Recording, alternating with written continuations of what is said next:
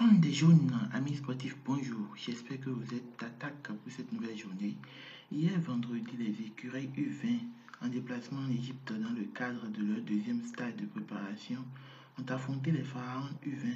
Score final 1-0 pour les locaux. Le but égyptien est intervenu sur corner à la 8e minute de jeu. Les écureuils ont ensuite été réduits à 10 avant la mi-temps. Ourou Taminou, le capitaine de l'équipe, a pris une biscotte rouge pour une faute commise alors qu'il était en position de dernier défenseur. Les écureuils U20 seront encore face aux pharaons U20 le dimanche prochain, c'est-à-dire demain, pour certainement prendre leur revanche. C'est déjà bien que l'équipe ait décidé de débuter très tôt la préparation parce qu'elle devra faire bonne figure à la CAN U20 qui se joue en février du côté de l'Égypte justement. Parlons maintenant de Samson Akinyola. Les dirigeants du Zamalek ne sont pas contents de lui visiblement. L'attaquant béninois a bénéficié de 4 jours de congé et s'est rendu au Bénin pour voir sa famille. Selon les médias égyptiens, Akinyola devrait rentrer au Caire depuis mardi dernier pour assister aux entraînements du club, mais il aurait eu quelques soucis avec son vol. Seulement jusqu'à jeudi dernier, le néo-écureuil n'a toujours pas rejoint le Caire selon les médias égyptiens. Le staff technique du Zamalek, dirigé par le Portugais Josévaldo Ferreira, est en colère, de même que la direction du football, dirigée par Amir Moqtada Mansour.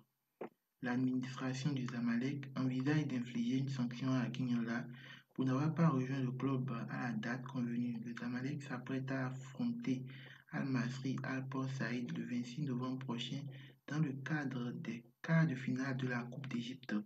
On espère que l'administration du club ne sanctionnera pas Akinyola. Il doit bien avoir des raisons pour lesquelles il tarde à rallier le Caire.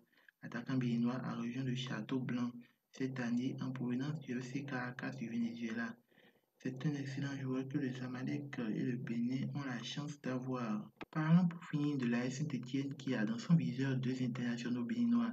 Le premier, on le connaissait déjà, c'est José Dossou de Clermont Foot en Ligue 1 française. Le second qui vient d'apparaître sur les tablettes des Verts n'est autre que Matteo Alenvi de Dijon FC.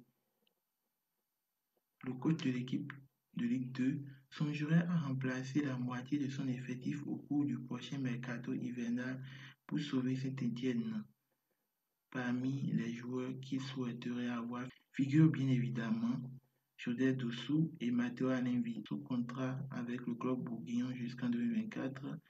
Alenvi est arrivé en provenance du Nîmes Olympique en 2021 après avoir fait ses gammes dans les rangs de l'en avant Guingamp.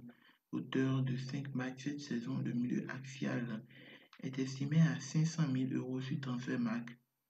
Alors, amis sportifs, fans des jaunes, c'est la fin de ce podcast. N'oubliez pas de vous abonner si ce n'est pas encore fait. On se donne rendez-vous demain pour une autre vidéo. Bye bye.